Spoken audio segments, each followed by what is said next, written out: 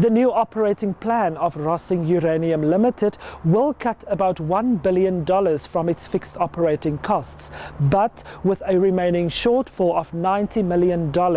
This leaves the mine with no option but to reduce its workforce, which will affect about 265 workers, bringing the number of employees to around 930 from the current 1,168. The process, according to a media release by Rossing Uranium, will start with an opportunity for application for voluntary retrenchment, followed by involuntary retrenchment.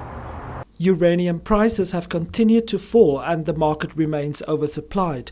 Just last month, the uranium price fell to $28 per pound. The effect thereof is that for every $5 per pound drop, Rossing would earn 300 million Namibian dollars less for the year.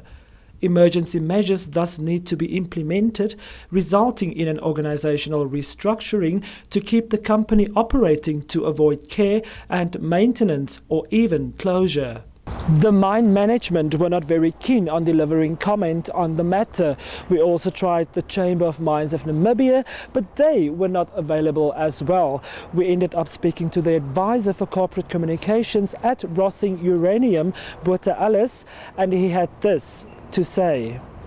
Francois, that is explained in the media release. I am not the spokesperson of the company. That is the MD himself.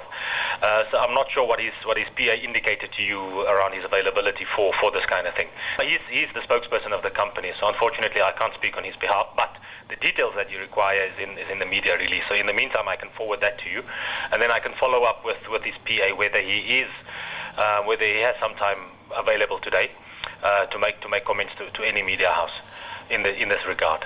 Right now, in the new model of operation, Rossing will only produce enough to supply for existing long-term contracts, which will last until 2017.